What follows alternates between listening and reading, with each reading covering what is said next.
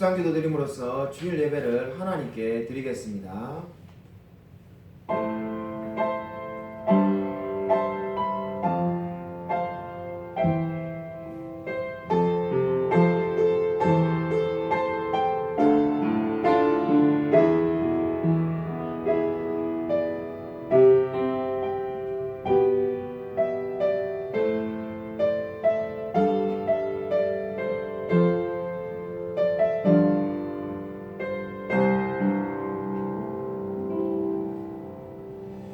이르시되 그러므로 전에 너희에게 말하기를 내 아버지께서 오게 하여 주지 아니하시면 누구든지 내게 올 수 없다 하였노라 하시니라. 아멘. 하나님 아버지 감사를 드립니다. 정말 주님께서 우리를 불러주셨으므로 우리가 하나님의 자녀가 된 줄로 믿습니다. 정말 날마다 우리가 이러한 신앙 고백이 넘쳐날 수 있도록 은혜 베풀어 주시옵소서.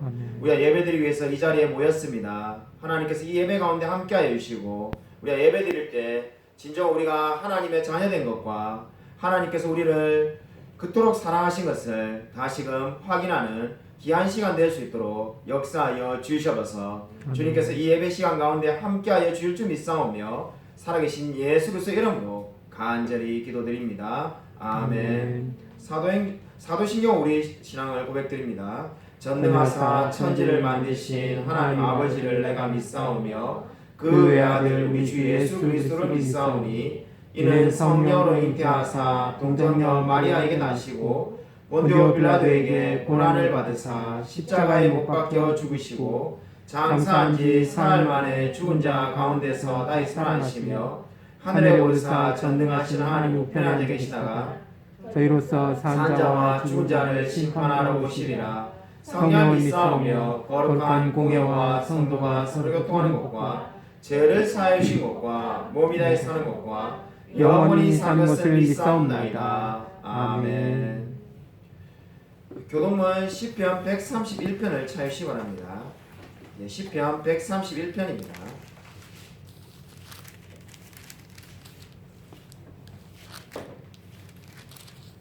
구약성경 899면에 있습니다. 구약성경 899면 시편 131편 1절부터 끝절까지를 서로 교도하도록 하겠습니다.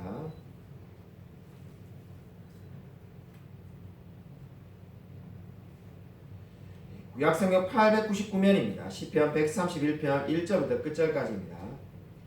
여호와여 내 마음이 교만하지 아니하고 내 눈이 오만하지 아니하오며 내가 큰 일과 감당하지 못할 놀라운 일을 하려고 힘쓰지 아니하나이다.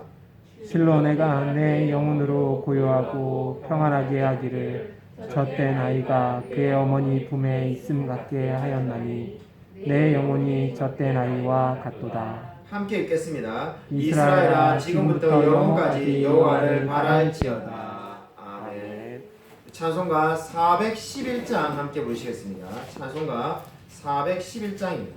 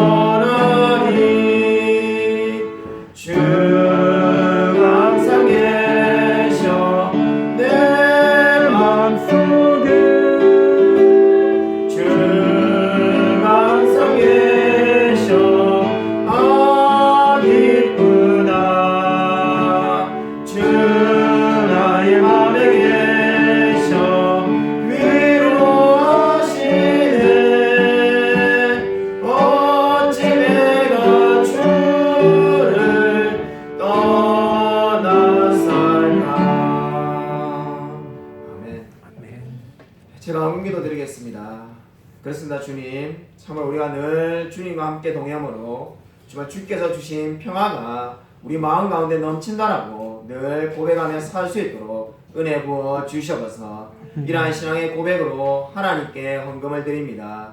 주님께서 받으시고 우리의 삶 가운데 늘 동행하여 주셔서 우리가 정말로 늘 날마다 나의 나 된 것은 오직 하나님의 은혜라고 고백할 수 있게 되어지기를 소원합니다. 진정 정말 주님만을 바라보며 날마다 하나님과 동행하며 살아갈 수 있도록 은혜 부어 주셔서 주께서 우리에게 필요한 모든 것들을 늘 채워주심을 감사를 드립니다.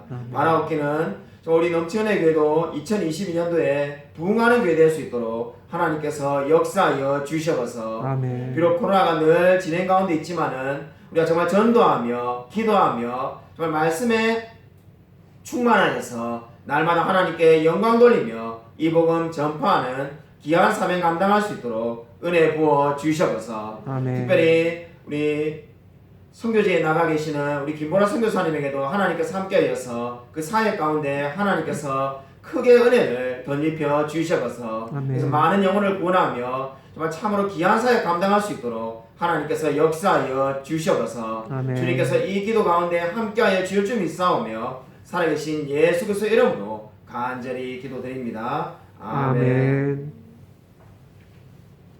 우리 교회 소식 전하도록 하겠습니다. 우리 옆에 있는 분들과 인사하도록 하겠습니다. 우리 한 주간 평하셨습니까? 인사하도록 하겠습니다.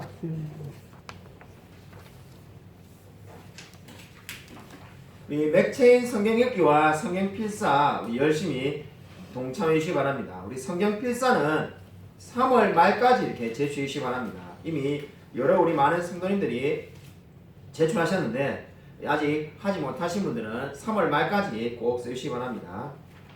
금요기도의 시간이 변경되었습니다. 우리 10시마다 매주 금요일 10시마다 우리가 기도를 하고 있는데 10시에서 10시 30분으로 변경하기로 했습니다. 그래서 여러분 시간을 꼭 유념해 주시기 바랍니다. 코로나 확산을 방지하고자 마스크를 필히 써주시고 방명록의 이름을 꼭 기록하시기 바랍니다. 하이델베르그 요리문답 127문 제가 문제를 읽고 여러분이 답을 하시면 됩니다. 여섯째 강구는 무엇입니까?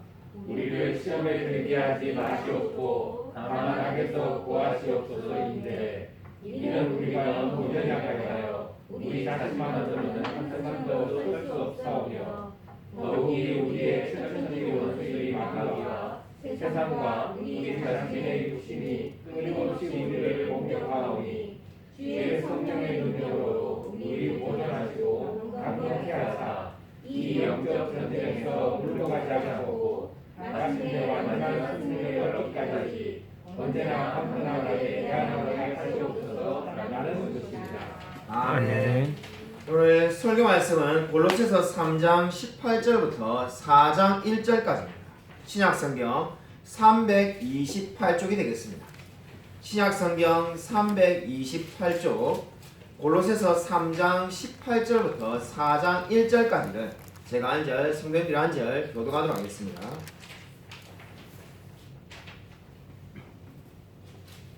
골로새서 3장 18절부터 4장 1절까지입니다. 아내들아 남편에게 복종하라. 이는 주 안에서 마땅하니라. 남편들아 아내를 사랑하며 괴롭게 하지 말라. 자녀들아 모든 일에 부모에게 순종하라. 이는 주 안에서 기쁘게 하는 것이니라. 아비들아 너희 자녀를 노엽게 하지 말지니 낙심할까 함이라. 종들아 모든 일에 육신의 상전들에게 순종하되 사람을 기쁘게 하는 자와 같이 눈가림만 하지 말고 오직 주를 두려워하여 성실한 마음으로 하라. 무슨 일을 하든지 마음을 다하여 주께 하듯 하고 사람에게 하듯 하지 말라. 이는 기업의 상을 주께 받을 줄 아나니 너희는 주 그리스도를 섬기느니라. 불의를 행하는 자는 불의의 보응을 받으리니 주는 사람을 외모로 취하심이 없느니라. 함께 읽겠습니다. 상전들아 의와 공평을 종들에게 베풀지니 너희에게도 하늘에 상전이 계심을 알지어다. 아멘. 오늘 설교 제목은 죽게 하듯 하라입니다. 오늘 성경 말씀을 보시면은 아내들아 남편에게 복종하라. 이는 주 안에서 마땅하니라. 이렇게 말씀을 하고 있습니다.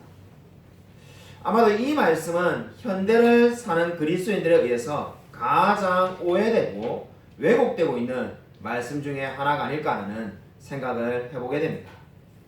솔직히 복종하라는 이 단어를 들었을 때 어떤 느낌이 듭니까?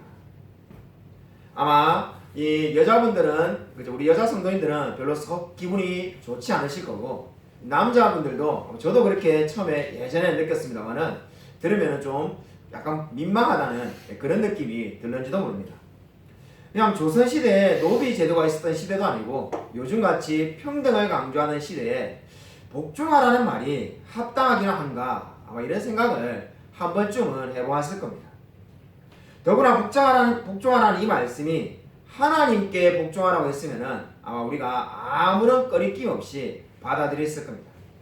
근데 남편에게 복종하라는 말은 아무리 생각해도 너무나 도에 지나치다는 생각을 가지는 경우가 많이 있는 것 같습니다.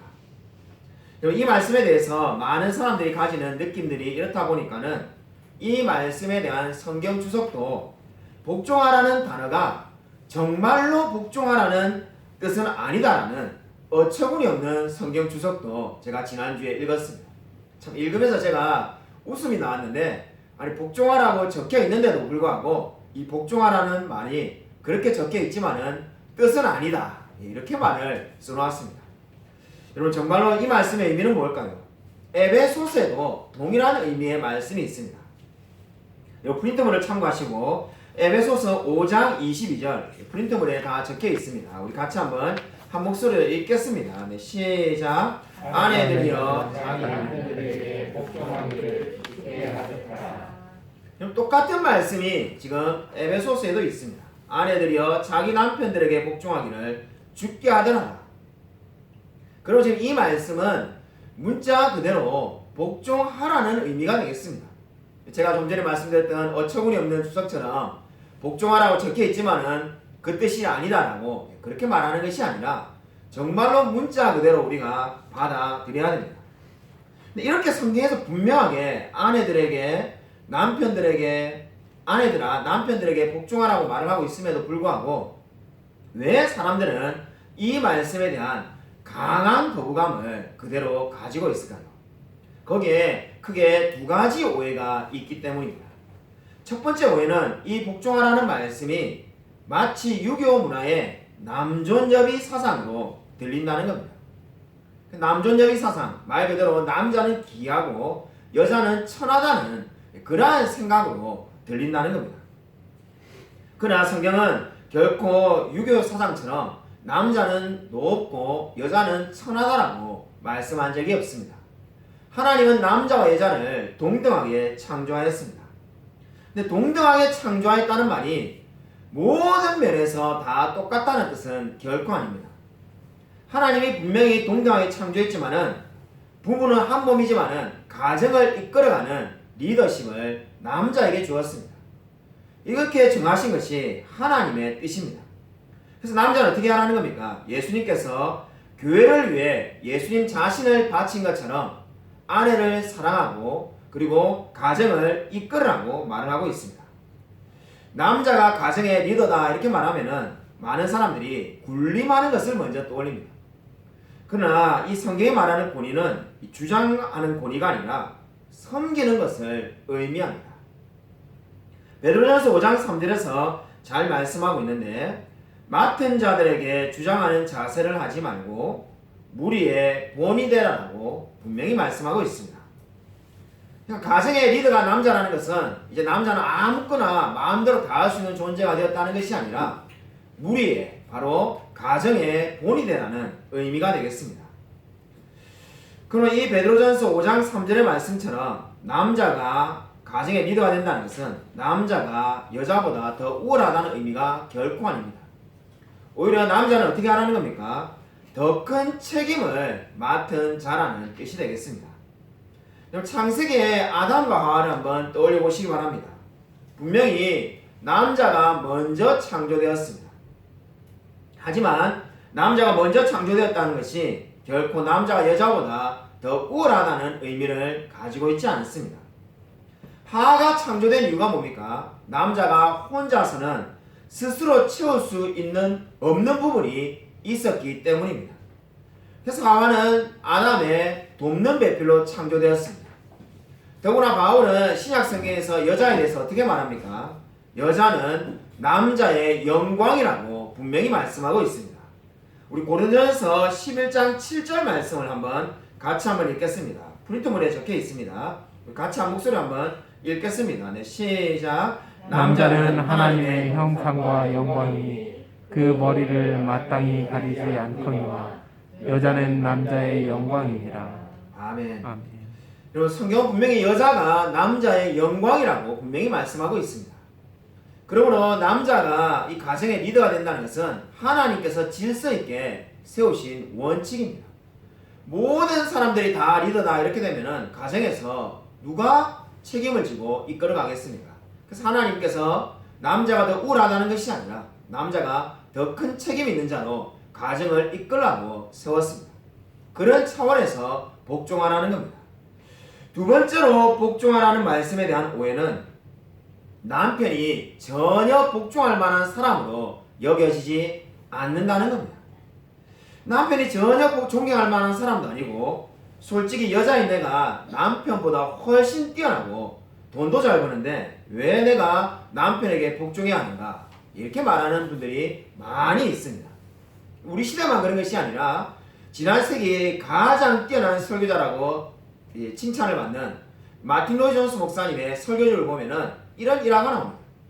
로이 존스 목사님 교회에 한 여자 성도가 결혼을 하기 위해서 남자를 데리고 왔습니다. 그래서 남자를 데리고 와서 이제 결혼을 하겠다고 말하는데 로이 존스 목사님이 그 여자 성도에게 이렇게 질문합니다. 당신은 이 남자에게 복종할 준비가 되었습니까? 이 여자 성도님이 깜짝 놀란 거죠. 당연히 이 남자는 사랑하는가 이렇게 물어볼 줄 알았는데 그런 질문을 하지 않고 딱 한 가지만 물어보겠다고 말하면서 남자에게 복종할 준비가 되었습니까? 이렇게 말을 한 겁니다. 그러니까 이 여자분이 제가 이 남자에게 왜 복종을 하겠습니까? 이렇게 대답했다고 합니다. 내가 가문도 뛰어나고 이 남자보다 돈도 더 잘 벌고 능력도 더 많고 모든 면에서 제가 낫습니다. 근데 제가 왜 이 남자에게 복종해야 되겠습니까? 차라리 이 남자에게 저에게 복종하라고 말하는 게 더 낫지 않겠습니까? 이렇게 대답을 했다고 합니다. 그러자 마틴 로이 존스 목사님이 그 여자 성도에게 이렇게 대답했다고 합니다. 당신은 아직 결혼할 준비가 전혀 되어 있지 않습니다. 이 말이 무엇을 보여줍니까? 결혼하는 사람은 반드시 결혼하는 여자분은 남편에게 복종할 준비가 되어 있어야 된다는 겁니다. 그래서 마틴 로이 존스 목사님의 책 중에 그리스인의 결혼 생활이라는 책이 있습니다. 정말로 제가 여러분에게 다 책을 한 권씩 사드려서 다 여러분에게 정말로 읽게 하고 싶은 마음이 드는 책입니다. 사실 제가 설교하는 것보다 어떻게 보면 이 책을 읽는 게 더 나을는지도 모릅니다. 근데 그 책에 보면은 로이 존스 목사님이 이런 말을 합니다. 재능의 여부에 상관없이 남편에게 기꺼이 복종할 준비가 되어 있지 않는 여자는 결혼할 생각조차 해서는 안 된다. 재능의 여부에 상관없이 남편에게 기꺼이 복종할 준비가 되어 있지 않는 여자는 결혼할 생각조차 해서는 안 된다고 말을 하고 있습니다. 너무나 안타깝게도 성경 분명히 복종하라는 데에 대해서 말을 하고 있지만은 저는 수많은 주례를 들어봤지만은 이 진리를 강조하는 주례를 거의 들어본 적이 없습니다. 그냥 옆에 있는 남편을 사랑하는가, 남편 될 사람을 사랑하는가 이런 이야기만 하지 정말로 당신은 이 남자에게 복종할 준비가 되어 있냐라고 물어보는 주례 목사님을 거의 기억이 나지 않습니다. 여러분아 성경은 어떻게 말합니까? 분명히 자신이 학벌도 더 좋고 남편보다 돈도 더 잘 벌고 능력이 많다 해도 남편에게 무조건 복종해라고 말을 하고 있습니다. 왜냐하면 남편에게 복종하라는 것이 주님에 대한 복종의 표현이기 때문입니다. 남편이 더 뛰어나서 복종하는 것이 아니라 남편이 나보다 더 돈을 잘 벌기 때문에 복종하는 것이 아니라 주님께 복종한다는 표현을 남편에게 복종함으로써 나타내는 것이 지금 성경이 말하는 의미가 되겠습니다. 그러면 오늘 이 복종하라는 말씀의 의미는 두 가지입니다. 복종하라는 말씀은 첫 번째, 남자는 여자보다 우월하다거나 특권을 누린 자가 아니라 가정의 책임을 맡은 자라는 의미가 되겠습니다. 두 번째로 복종하라는 말씀의 의미는 남편에게 복종하라는 것은 주님에 대한 복종의 표현이 되겠습니다. 그러나 복종하라고 말을 한다고 해서 우리 목사님은 그리고 우리 교회는 굉장히 가부장제인 것을 가르치는구나 이렇게 오해해서는 안 됩니다. 주님을 복종하고 주님을 따른다면 남편에게 복종하라고 성경은 말씀하고 있습니다. 여러분 결혼은 내가 선택하는 것일까요? 아니면 주님께서 정해주시는 걸까요? 하나님께서 정해주시는 겁니다. 정말 너무나 단순한 원리지만은 이 원리조차 지금 오해하는 많은 사람들이 있습니다. 내가 사랑하고 내가 좋아해서 결혼한다 이렇게 말하는 것은 믿지 않는 사람들도 다 말할 수 있는 이야기입니다. 세상에 그 누구도 싫어서 결혼하는 사람은 아무도 없습니다. 근데 그럼 성경은 왜 하나님께서 정해주신다고 말합니까? 창세기에 아담과 하와를 보면은 그 결혼의 원리를 너무나 간단하게 알 수가 있습니다. 아담과 하와가 서로를 선택한 것이 아니었습니다. 하나님께서 아담과 하와를 짝지어 준 겁니다. 물론 이것을 오해가지고 이 진리를 오해해서 잘못된 극단으로 간 것이 여러분이 잘 알고 있는 통일교의 집단 결혼식이 되겠습니다. 얼굴을 전혀 알지도 못하는 일본에 있는 사람과 한국에 있는 사람을 그냥 그날 만나가지고 결혼을 시키는 것이 통일교입니다. 그러한 것은 이 말씀을 오해한 것에 불과합니다. 이 말씀은 저와 여러분이 전혀 사랑하지 않는 사람하고 결혼하는 것이 아니라 우리가 사랑하고 좋아하는 사람하고 그리고 결혼합니다. 근데 그 모든 것이 어떻다는 겁니까? 바로 하나님이 정해주신 거라는 겁니다. 하나님의 섭리하에 있음을 기억하라는 의미가 되겠습니다. 그러나 저와 여러분이 만약에 내가 선택했다고 생각하면 어떻게 되겠습니까? 만약에 우리가 결혼을 내가 선택한 것이라면 내가 능력이 있어서 좋은 사람을 만났고 내가 뛰어나기 때문에 이렇게 좋은 사람하고 잘 결혼했다 이렇게 받게 되지 않습니다. 그러나 하나님이 정해주셨다고 생각한다면 모든 것을 감사할 수밖에 없습니다. 여러분 19절 말씀을 우리 같이 한번 한 목소리를 읽겠습니다. 우리 19절 말씀을 같이 한번 읽겠습니다. 네, 시작. 남편들아 아내를 사랑하며 괴롭게 하지 말라. 여러분 괴롭게 하지 말라고 말하고 있습니다. 여러분 이제 아내들에게 말한 말씀에 이어서 남편들에게 말씀을 하는데 괴롭게 하지 말라 이렇게 말합니다. 영어 성경의 NIV나 RSV는 다 공통적으로 괴롭게 하지 말라는 말씀을 거칠게 다룬다는 걸로 번역을 하고 있습니다. 거칠게 다룬다는 말은 뭡니까? 한마디로 폭력을 행사하거나 명령조로 말하거나 아내에게 심하게 폭언을 하는 그러한 것들을 이야기하는 겁니다. 그렇게 다루어서는 안 된다는 거죠. 그렇게 행동을 해서는 안 된다라고 분명히 말하고 있습니다. 에베소서 5장 25절 말씀을 우리 같이 한번 읽겠습니다. 우리 에베소서 5장 25절 같이 한 목소리 읽겠습니다. 남편들아 아내의 사랑하기를 그리스도께서 교회를 사랑하시고 그 교회를 위하여 자신을 주심같이 하라. 아멘. 여러분 아내들에게는 분명히 어떻게 말씀하셨습니까? 남편에게 복종하라 이렇게 말했는데 남편에게는 아내를 사랑하라 이렇게 말씀하니까 이 남편들이 그 말씀을 행하기가 쉽지 않을까라고 생각할 수도 있습니다. 하지만 결코 그렇지가 않습니다. 그리스도께서 교회를 사랑하신 것 같이 아내를 사랑하라는 겁니다. 그리스도께서 교회를 어떻게 사랑했습니까? 한마디로 그리스도께서 교회를 위하여 십자가에 죽으셨습니다. 그리고 성령을 보내셔서 항상 함께 하시고 위로하시고 돌보아 주셨습니다. 이것이 교회를 위한 그리스도의 사랑이었습니다. 그렇게 지금 어떻게 하라는 겁니까? 남편들 보고도 아내를 사랑하라는 겁니다. 그러므로 그 누구도 정말로 쉽게 나는 성경 말씀대로 아내를 사랑하고 있다 이렇게 자신있게 말할 사람은 거의 없을 겁니다. 그냥 누가 감히 그리스도께서 교회를 사랑하신 것만큼 아내를 사랑하고 있다고 말할 수가 있겠습니까? 결국 이 말씀은 남편들에게 우리가 너무나 부족하고 늘 겸손해질 수밖에 없다는 것을 인정하라는 말씀이 되겠습니다. 제가 오래전에 이 남서울 평촌교회에서 사역을 할 때 일이었습니다. 이 남서울 평촌교회 사역할 때 부교육자들끼리 모여가지고 서로 이렇게 삶을 나누고 이야기를 하는 시간이 있었습니다.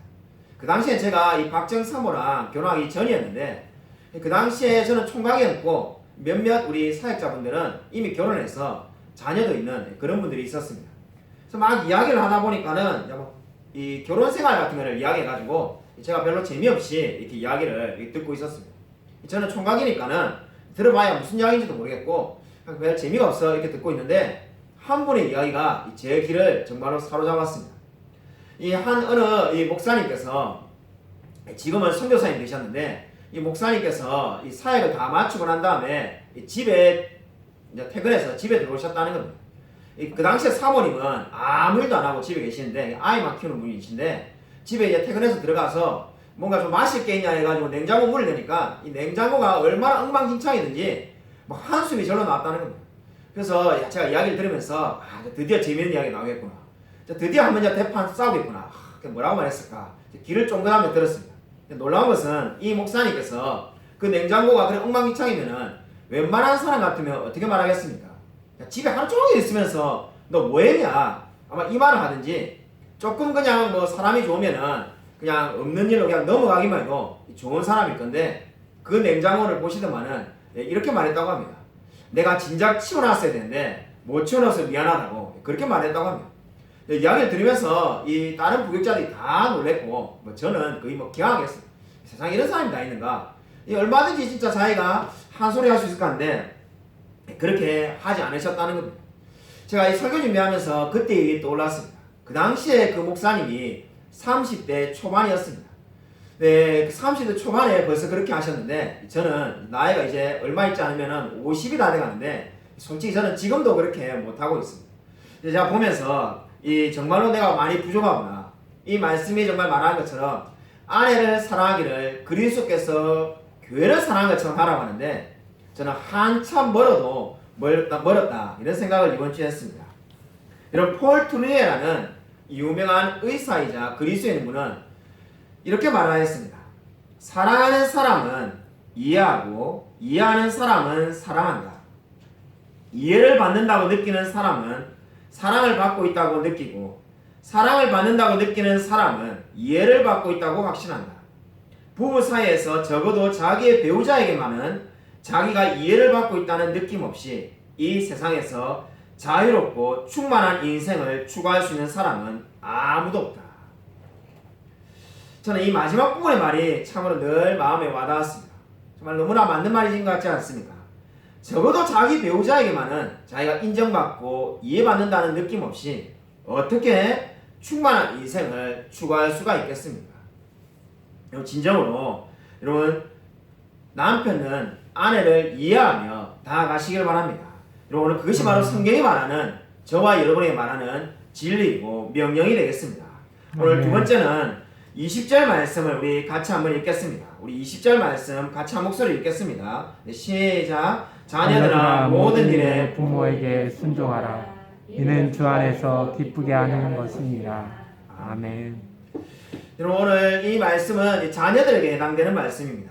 우리 오늘 이 말씀들은 이미 제가 아까 앞에 말씀을 다루었던 이 부부에 대한 말씀도 사실 한 주 동안 설교할 수 있는 거고 자녀에 대한 것도 한 주 동안 설교할 수 있습니다. 다 이렇게 묶어서 하게 한 이유는 이 각자의 처지에 따라서 어떤 분은 자녀가 없는 분도 있고 어떤 분은 자기가 자녀에만 해당되는 분도 있고 각각 처지가 다 다르기 때문에 그냥 한 주에 다 하는 게 낫겠다는 제가 생각하게 된 겁니다. 오늘 말씀을 보시면 어떻습니까? 이 주 안에서 기쁘게 하는 것이다 이렇게 말합니다. 부모에게 순종하는 것이 주님을 기쁘게 하는 것이라는 거죠. 근데 이 기쁘게 하는 것이라는 말은 문자적인 의미를 보면은 받을만 하다는 겁니다. 원어를 직역하면은 부모에게 순종하라. 이것은 주님 안에서 받을만한 거라는 겁니다. 그러니까 자녀가 부모에게 순종해도 되고 안 해도 되는 것이 아니라 무조건 순종해야 된다는 거죠. 왜냐하면 부모는 그러한 것을 받을 만한 자격이 있다는 겁니다. 우리 드라마 보면은 종종 나오는 이야기가 뭡니까? 엄마 아빠가 나한테 해준 게 뭐가 있어?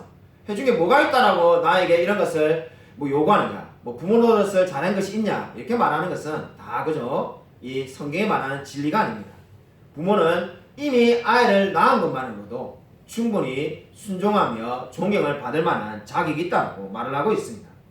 그리고 이 단어가 이 지금 기쁘게 하는 것이라는 이 단어가 원래의 의미는 사회적으로 확립된 가치라는 그러한 의미를 지니고 있었습니다.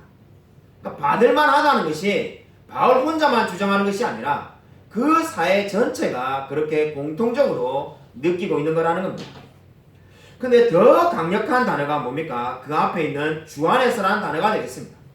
주님 안에서 결국 어떻다는 겁니까? 사회적으로 확립된 가치가 바로 부모에게 순종하라는 의미가 되겠습니다. 그러므로 이 순종하라는 말씀은 선택의 여지가 없습니다. 무조건 순종해야 된다고 말을 하고 있습니다. 그러고 난 다음에 21절에 이제 부모들에게 말씀을 하는데 아비들아 너희 자녀를 노엽게 하지 말지니 낙심할까 함이라 이렇게 말씀하고 있습니다. 이 말씀은 자녀를 경록케 해서는 안 된다는 겁니다. 최근의 사회 경향을 보면은 이 말씀과는 어떻게 보면은 정반대로 가고 있습니다. 이 말씀은 자녀를 너무나 화나게 해서는 안 된다는, 그래서 지나치게 자녀를 학대해서는 안 된다는 의미를 담고 있는데 지금 우리 사회를 보면은 사실 이런 말씀을 할 것이 아니라 아이를 너무 그저 떠받들어서 문제이다 이런 생각이 들지 않습니까? 근데 왜 많은 부모들이 아이를 떠받드는가 이렇게 한번 제가 생각을 해봤더만은 단지 아이를 한 명, 두 명 적게 낳은 데만 있는 것이 아니라 거기에 굉장한 철학의 영향이 있다는 것을 알게 되었습니다. 최근에 우리 경향이 어떻습니까? 아이들이 선하기 때문에 부모가 할 일은 그저 아이의 본래의 심성을 살려주는 것이다 이렇게 주장하는 경향이 있습니다. 이러한 말을 제일 참여한 사람들이 바로 루소나 로크라는 철학자들입니다. 근데 이러한 생각들이 광범위하게 퍼져 있습니다. 아이 안에 그 마음에 가능성이 다 있기 때문에 부모는 어떻게 하는지 그 가능성을 억제해서는 안 된다는 겁니다. 그렇기 때문에 교육을 어떻게 해야 되냐면은 뭔가 지시해서 하는 것이 아니라 그냥 내버려 두라고 이들은 주장합니다. 내버려 두면은 알아서 아이들이 자신의 안에 있는 가능성을 찾아서 그 가능성이 최대로 발휘되어서 빛나게 될 거라는 겁니다. 어떻게 들어보면 굉장히 좋은 말처럼 보이지만은 이러한 생각은 결코 성경적이지 않습니다. 이러한 생각의 근원에 있는 것은 인간은 근원이 선하다는 겁니다. 그러나 성경 분명히 어떻게 말합니까? 인간은 전적으로 타락했다고 말하고 있습니다. 아이를 내버려두면 어떻게 됩니까? 선하게 저절로 최대치를 발휘할 능력을 가지고 있는 것이 아니라 오히려 죄만 짓게 됩니다. 그래서 성경은 오히려 어떻게 말합니까? 부모가 아이를 때려서라도 훈육해야 되며 가르쳐야 된다고 분명히 말을 하고 있습니다. 그런데도 노엽게 하지 말라는 말은 뭐겠습니까? 이 성경이 말하는 진리를 지키면서 이 훈육을 해야지 자신의 개인의 감정을 가지고 아이를 경록히 해서는 안 된다는 의미가 되겠습니다. 여러분 자녀를 양육해보면은 정말 우리 최근에 우리 교회 한 집사님이 제게 말했는데 제가 하고 싶은 말을 우연히 우리 집사님 분 중에 한 분이 그런 말씀 하셨는데 정말로 제가 늘 하고 싶은 말을 그 집사님이 먼저 하셨습니다. 차라리 내가 그냥 열심히 사는 게 낫지 아이를 잘 양육하는 것이 제일 어려운 것 같습니다. 이렇게 말하셨습니다. 제가 정말로 늘 하고 싶은 말인데 그냥 제가 다이어트라든지 정말 열심히 살아라든지 아니면 뭐 정말 투잡을 해라든지 뭐든지 잘 할 수 있을 것 같은데 자녀를 양육하는 게 인생에서 정말로 제일 어렵다는 생각이 늘 들곤 합니다. 아마 여러분도 저와 같은 생각을 가진 분들이 많이 있을 겁니다. 어떻게 우리가 자녀를 양육해야 될까요? 링컨 대통령의 아내 낸시 링컨이 한 분이 이런 말을 남겼습니다. 넓은 땅보다 한 권의 성경을 선택하는 지혜로운 사람이 되거라. 자신의 자녀들에게 늘 이렇게 가르쳤다고 합니다. 넓은 땅보다는 한 권의 성경을 선택하는 지혜로운 사람이 되기를 바란다는 겁니다. 아마 저와 여러분이 우리 자녀들에게 해줄 수 있는 유일한 말이 아마 이 말이지 않겠습니까? 우리가 그들에게 뭘 말해줄 수 있겠습니까? 성경을 선택하며 하나님을 사랑하며 살라는 것 외에는 우리가 해줄 수 있는 말이 아무것도 없습니다. 지난주에 우리 교회에 예기치 않는 일이 일어났습니다. 우리 이승윤 양재 집사님 아들 이삭이가 갑자기 눈썰매를 타다가 다리를 부러지는 일이 일어났습니다. 전혀 생각지도 않은 일이 일어났는데 그래서 화성중앙병원에 이삭이가 수술하고 입원했다가 어제 퇴원하였습니다. 아마 예전 같으면은 이 화성중앙병원에 이 오가면서 아마 양재 집사님이 이 간호됐을 건데 코로나 시대가 돼가지고 코로나 검사를 해라고 이 병원에서 나올 수가 없는 거죠. 저도 그래서 병문안에 가려고 이렇게 전화를 드리니까 오지 마시라면서 병문안 하려면은 제가 코로나 검사를 받아야 된다는 겁니다. 생각해 보니까는 지금 이 코로나 환자가 10만 명도 넘는 이 시대에 코로나 검사를 하면은 저 아무 증상이 없습니다만은 양성이 만약에 나오게 되면은 주일날 설교도 못 하게 되고 성부도 진행이 안 되니까 결국 그래서 제가 가지 못하고 그냥 전화로만 이 신방을 드렸습니다. 근데 감사한 것은 제가 전화 통화를 하는데 정말로 너무나 마음이 아팠는데 이 전화 통화 중에도 이삭이가 소리 지르는 소리가 다 들리는 거예요. 그냥 막 소리 지르는데 뭐 얼마나 정말로 아프면 저렇게 소리 지를까 정말 마음이 아프더라고요. 야 그래서 정말 다리가 얼마나 심하게 부러졌으면 그런가 이래가지고 우리 양재 집사님하고 이야기하니까는 양재 집사님도 이삭이가 너무나 아파한다는 거예요. 근데 전화 통화는 내도록 이삭이가 소리 지르는 소리가 잘 들렸습니다. 나중에 이제 알고 보니까 감사한 것은 물론 다리가 부러져서 아픈 것도 있지만은 붕대를 감는 분이 잘못해가지고 아킬레스건을 심하게 압박을 해가지고 아킬레스건이 계속 눌리니까는 아팠다고 합니다. 그래서 이제는 그래도 그렇게 이제 그만큼 아직 아프지 않다고 하는데 여러분 우리 기도해 주신 모든 성도님들께 감사를 드립니다. 정말 우리 오늘 마지막으로 세 번째로 22절 말씀을 우리 같이 한번 한 목소리 읽겠습니다. 우리 22절 말씀 한 목소리 읽겠습니다. 네, 시작. 종들아 모든 일에 육신의 상전들에게 순종하되 사람을 기쁘게 하는 자와 같이 눈가림만 하지 말고 오직 주를 위하여 성실한 마음으로 하라. 아멘. 여러분, 이 말씀은 아마 교회사에서 가장 오랫동안 비판을 받은 말씀이기도 합니다. 대표적인 비판이 1917년에 소련을 공산화시킨 레닌에 의해서 이 말씀은 굉장히 많은 비판을 받았습니다. 왜냐하면 이 공산주의 사상에서 볼 때는 이 말씀이야말로 정말로 잘못된 말씀이기 때문입니다. 종들에게 상전에게 순종하라는 것은 정말로 이 말씀이 가난한 사람을 착취하고 있다고 레닌은 여겼습니다. 그래서 종교는 아펠이라고 말하면서 계속 기독교를 탄압하였습니다. 근데 그러한 생각은 사실 그저 성경을 단편적으로 잘못 해석한 것에 불과합니다. 왜냐하면 만약에 이 말씀만 있다면 여러분이 그렇게 오해할 수도 있습니다. 그러나 이 말씀에 이어서 뭐가 나옵니까? 4장 1절에 상전들에게 하는 말씀도 있습니다. 우리 4장 1절 말씀 같이 한번 읽겠습니다. 네, 시작. 상전들아 의와 공평을 종들에게 베풀지니 너희에게도 하늘에 상전이 계심을 알지어다. 아멘. 여러분, 바울은 어떻게 말합니까? 종들에게 상전에게 순종하라고 말하면서 상전들에게는 너희도 의와 공평을 종들에게 베푸는데 그 이유가 뭡니까? 하늘에 상전이 계심을 기억하라고 분명히 말씀하고 있습니다.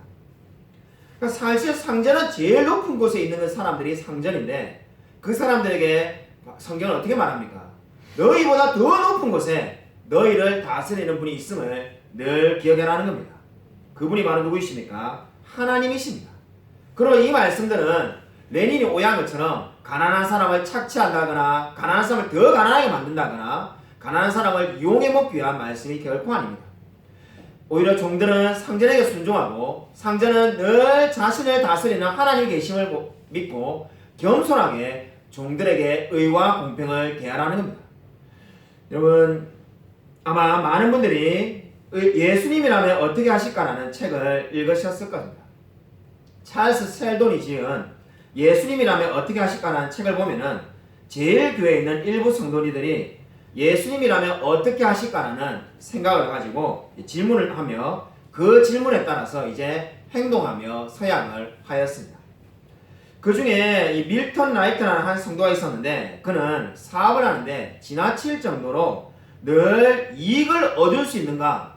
이 질문 하나를 가지고 늘 사업을 했다고 합니다.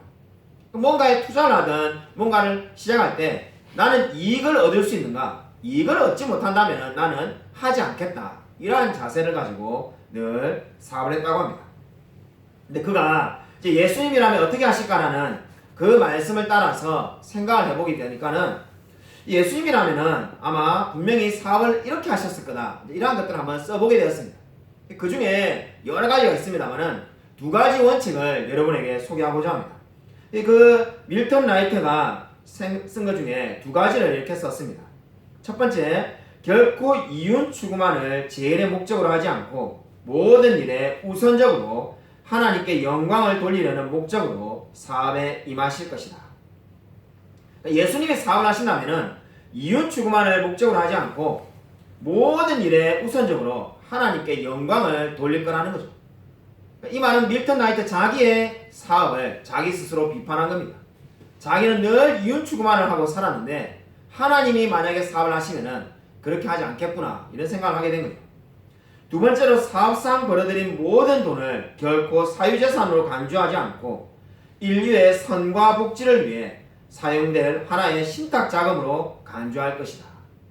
예수님이 만약에 사업을 한다면 이렇게 하지 않겠는가? 자기가 이제 생각을 해서 정리하였습니다. 그러고 나니까는 밀턴 라이트는 이제 삶을 이렇게 바꾸기로 했다고 합니다. 예수님이라면 자신이 구용하고 있는 모든 사람들을 진심으로 사랑할 것이며 사업의 주된 목표를 상호 협조에 두고 하나님의 나라가 지상에 이루어질 것을 제일의 목표로 두고 사업 전반을 운영해 나갈 것입니다. 저도 이러한 원칙에 따라 여러 가지 계획을 짜겠습니다. 이렇게 결심을 하였다고 합니다. 여러분, 이 이야기가 무엇을 보여줍니까? 정말로 죽게 하듯이 모든 삶을 살아가고자 하는 자의 모습이 되겠습니다. 오늘 저와 여러분은 우리 성경에서 부부관계, 그리고 부모와 자식 간의 관계, 그리고 세상에서 종과 그러니까 직장에 있는 직원들과 상전 간의 관계에 대해서 오늘 말씀을 살펴보았습니다. 이 모든 것이 다 무엇을 의미합니까? 한마디로 요약을 하면은 죽게 하듯이 하라는 겁니다. 정말 우리가 가정에서든 아니면 직장에서든 교회에서든 주님께 하듯이 사람들을 대하고 사시기를 바랍니다. 그것이 바로 성경이 저와 여러분에게 말씀하는 바입니다. 아무쪼록 부부관계나 가족관계나 나아가 직장에서의 동료와 상사관계 모든 관계에서 죽게 하듯이 살아가는 저와 우리 모든 성도님이 되시기를 주님의 이름으로 간절히 축원드립니다. 이 시간 우리 말씀을 생각하면서 1분간 묵상을 기도하도록 하겠습니다. 진정으로 우리가 정말 가정에서 그리고 직장에서 우리의 삶의 모든 전반에서 죽게 하듯이 삶을 살아갈 수 있게 해달라고, 진정한 나의 모든 것이 정말 하나님께 영광 돌리는 그러한 삶 되게 해달라고 이 시간 말씀을 생각하면서 1분간 묵상으로 기도하겠습니다.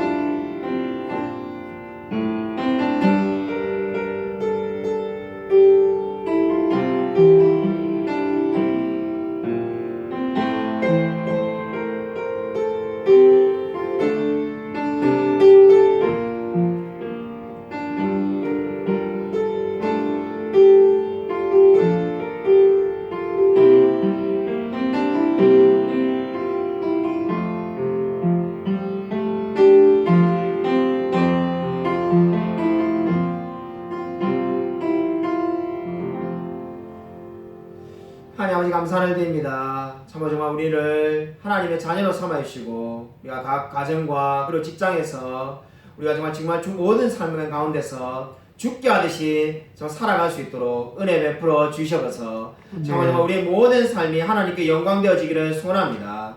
우리가 각자의 맡은 역할에 따라서 우리의 삶을 살아갈 수 있도록 은혜 부어 주셔서 우리가 진정으로 정말 하나님의 보시기에 합당한 삶으로 살아갈 수 있게 되어지기를 소원합니다. 정말 주님께서 우리에게 말씀하여 주시고 우리가 그 말씀대로 살아갈 수 있는 힘도 하나님께서 허락하여 주셔서 그래서 정말 우리가 이 세상에서 빛과 소금 된 자로서 하나님께 영광 돌리며 살아갈 수 있도록 하나님께서 은혜 베풀어 주셔서 우리가 정말 너무나 부족하며 너무나 연약한 자임을 알고 날마다 겸손하게 하나님의 말씀을 의지하며 주님의 능력을 의지하며 이 세상을 살아갈 수 있게 되어지기를 소원합니다. 우리가 정말로 직원으로 일하는 자는 늘 상전에게 순종하고 우리가 정말 직장에서 사장으로 일하는 분들은 정말 직원들을 은혜로 대하며 의와 공평으로 대하는 그러한 삶을 살아갈 수 있도록 하나님께서 역사하여 주셔서 주께서 우리의 삶을 늘 붙들어 줄 믿사오며 살아계신 예수 그리스도의 이름으로 간절히 기도드립니다. 아멘. 이제는 주 예수 그리스도의 은혜와 하나님의 사랑과 성령의 교통하심이 참으로 우리가 가정이나 직장이나 정말 우리의 삶의 모든 순간에서 죽게 하듯이 삶을 살아감으로써 하나님께 영광 돌리며 삶을 살아가기로 다짐하는 이 자리에 있는 성도들과 동영상 예배드리는 모든 성도들 머리 위에 지금부터 영원토록 함께 있을지어다.